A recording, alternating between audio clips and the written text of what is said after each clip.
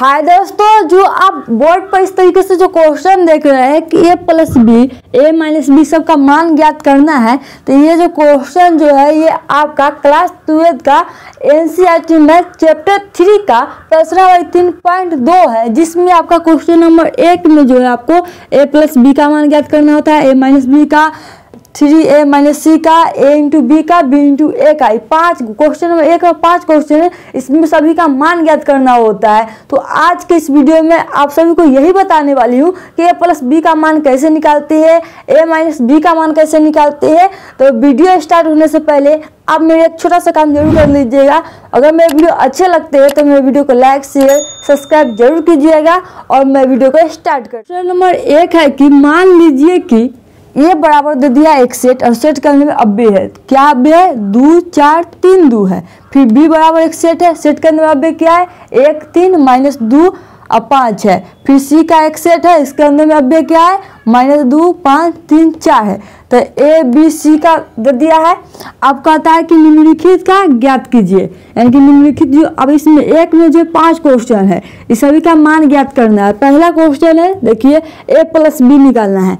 तो ए plus B यानी कि ए और बी को ऐड कर देना है। तो हम पहले ए का जो सेट है उसको लिख लेंगे। तो ए का सेट क्या है बोलिए? एक का सेट है 2 4, लिखेंगे 2 4 और 3 2 है तो 3 2 लिख दिए। बीच में क्या है? प्लस का चिन्ह, तो प्लस दिए। अब बी का सेट क्या है लिखिए।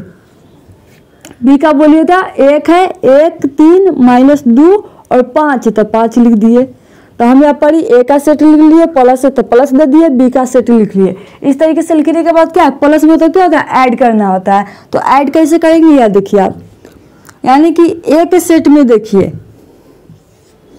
ए के सेट में इस जगह पर क्या है? 2 है। तो बी के सेट में जाएंगे और उसी जगह पर जो भी अव्यय रहेगा उसी से ऐड कर देंगे। तो यहाँ पर देखिए ए के सेट में इस स्थान पर 2 है और बी के सेट में गए और इसी स्थान पर देखें तो 1 है, यानी कि 2 में 1 को जोड़ेंगे, 2 को 1 के साथ जोड़ेंगे। उसी तरीके से देखिए यहाँ पर ए के सेट में इस कोने पर क्या है? 4 है और फिर बी के सेट में आएंगे उसी कोने पर देखेंगे क्या है।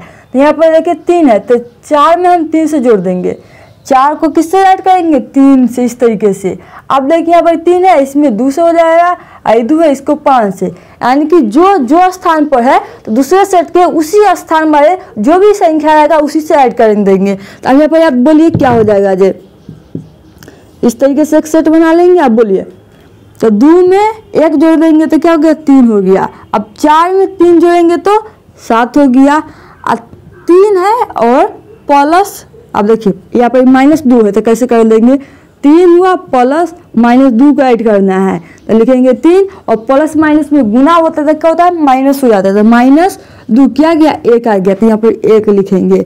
अब देखिए 2 है और यहाँ 5 है, 2 5 7 हो गया। तो इसका आंसर आ गया इस तरीके से, यानी कि a प्लस बी बराबर क्या है आंसर? 3 7 1 7 आ गया। तो इस तरीके से आप जो है a प्लस बी का मान आसानी से ज्ञात कर सकते हैं।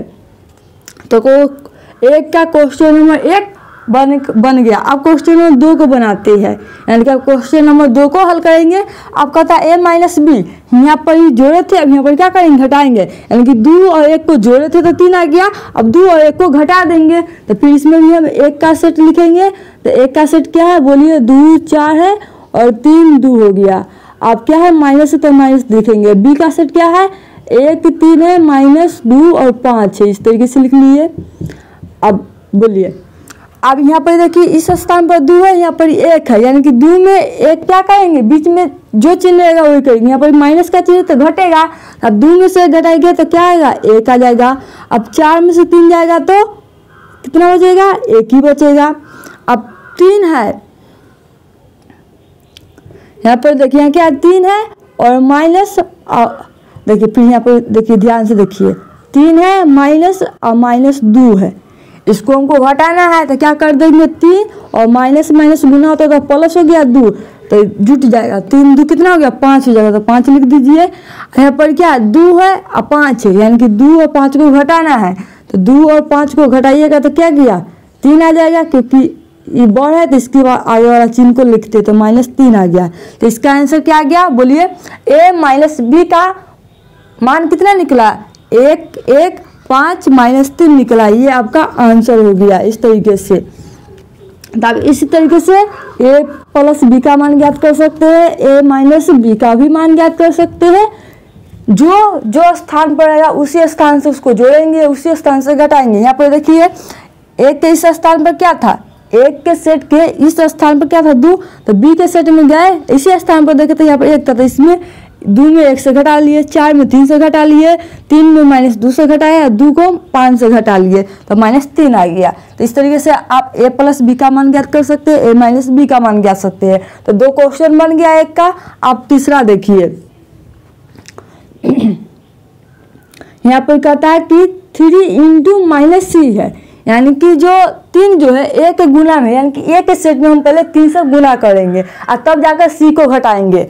तो यहाँ पर हम पहले लिख लेंगे 3 और a का सेट लिखिए, a का सेट क्या है 2 4 और 3 2 है, माइनस c का सेट क्या है लिखिए, c का सेट यह है -2 है, 5 है, 3 है, 4 है। इस तरीके से आप देखिए पहले हम इसको गुना कर लेंगे तब जाकर सी को घटाएंगे।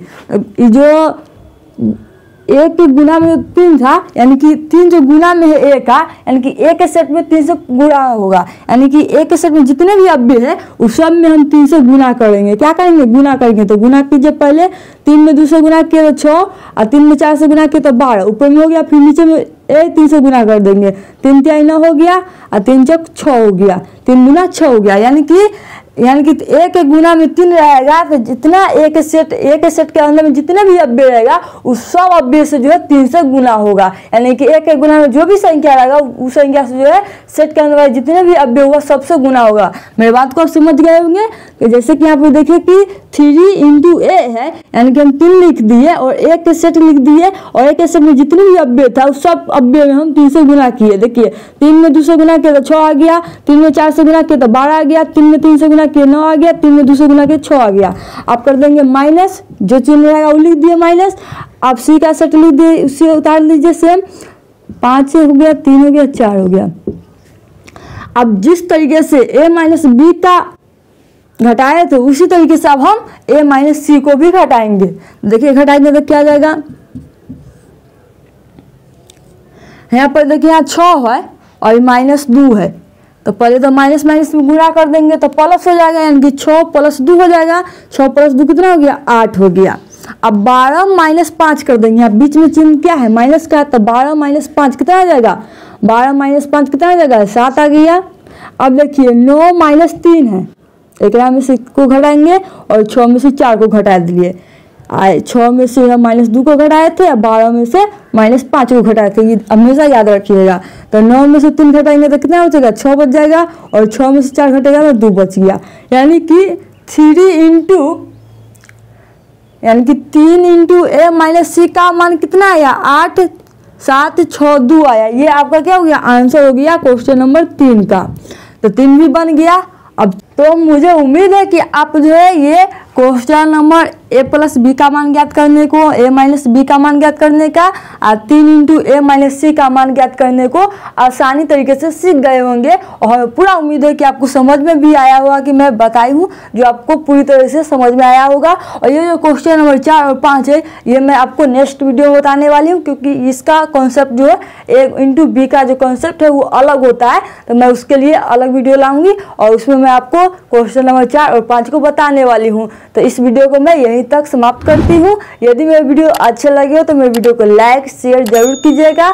फिर मिलूंगी नेक्स्ट वीडियो में, तब तक के लिए थैंक्स फॉर वॉचिंग।